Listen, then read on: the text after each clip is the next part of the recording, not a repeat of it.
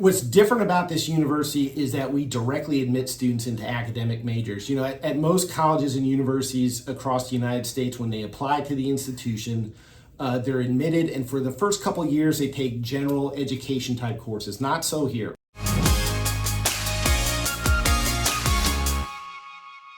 Welcome everyone to Ask Admissions. We're here at Florida Tech in beautiful Melbourne, Florida. I'm here with the Executive Director of Admissions here, Mike Perry. If there's anything you want to learn about admissions, this is the guy to talk to. So first of all, thanks for taking a little bit of time. Thanks for having the college tour here. It's good to be back because you know this is episode 2 of the college tour. Absolutely. And now we're back for episode 126. I'm excited to have you back, Yeah, it's so good to be. We love, your students here are, it's everything, the innovation, the excitement, everything that happens here. But maybe let's start off with, because you have to watch this episode. Go back and watch the first episode we did with Florida Tech. But I'd love to hear from you. Who is the perfect student that will thrive here? Somebody that's technically orientated and knows what they want to do.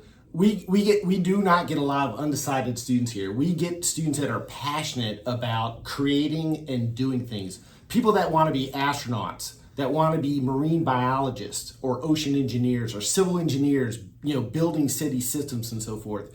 So they come here with a passion, they come here with a focus, and they generally have pretty good math and science backgrounds here. Yeah. Well, if you go back to season 1, episode 2, the stories of these students. I'll never forget. Alyssa Carson, and she was like, I want to be the first female to Mars, and now I see her in like Super Bowl commercials and and Dove commercials, and it's just so the students here, you can just tell the passion they have. But you're right, little math and science. It's unbelievable how much they get involved. Alyssa, if you see her today, she is phenomenal. She is continuing on to what she pledged to do when she first got here. And she's going to get herself to Mars. I can almost guarantee it. But the students here, they come here and they participate and they're successful in what they want to do. It's so wonderful to see them go on and succeed in life once they leave here. Yeah, well, you all do such a great job of fostering that. It's obviously it's students that know what they want and they want to go after, and they're in that tech space or wherever. But you all do such a great job. What's different, or what's like? Okay, they're watching this episode. Maybe they're watching this. Like, what's the next step? What is potentially different in the admissions process here at Florida Tech? What's different about this university is that we directly admit students into academic majors. At most colleges and universities across the United States, when they apply to the institution, they're admitted, and for the first couple of years, they take general education type courses. Not so here. Here, when students apply for admissions, they're applying directly to a major. It could be aerospace engineering, it could be marine biology, it could be aviation management with flight. And they start taking, if they're admitted and they enroll, they start taking coursework in their field of study as soon as they get here. And they, in essence, study it all 4 years. So they're coming out of here experts in their field and in the passion and what they want to do and so forth. So when people apply for admissions, they declare a major at the time of admissions, and we review the application depending on what they said they want to be. So the way we look at an application for aerospace engineering is going to be different than the way we look at an application for forensic psychology or business administration. We're going to look closely at the academic background. If they're coming out of high school, we're going to look at their math and science background. If they want a STEM type major, we want to see upper level math and sciences so that we can have some type of assurance of success in those rigorous first year courses. If they're in business or psychology or a non-STEM type major, they don't have to take those upper level math and sciences. And so we're looking at the overall college preparatory curriculum and their overall grades in that instance and so forth. So they're directly admitted into a major. They start taking coursework in their field to study right away. So we know that in the application process, and what we're looking for is potential for success. We want graduates. We want to admit students that are going to come in here, successfully pass the first year classes. We know if we can get them beyond the first year classes, their chances of getting to graduation on time in 4 years, not 5 or 6 years, but in 4 years, go up exponentially.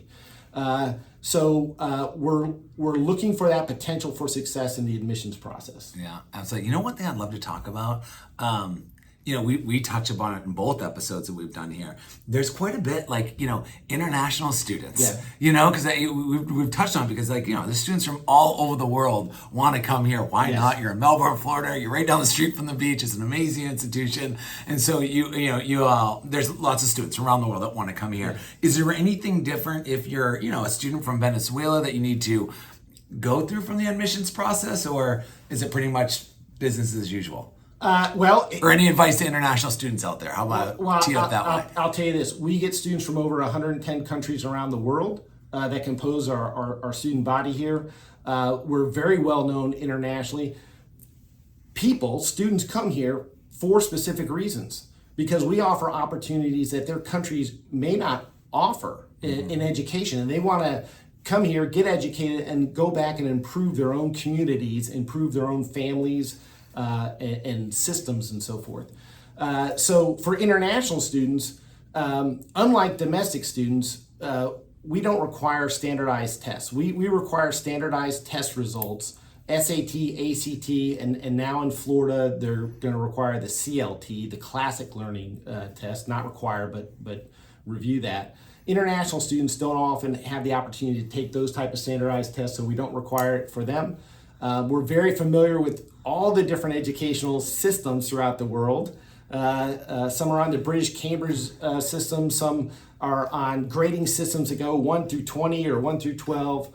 We're familiar with that, and we convert that to US equivalency. But the theme is the same. If they want a STEM type major, we want to see somebody coming out of their secondary education system with a strong math and science background, and we're familiar with what the course offerings are throughout the various countries in the world.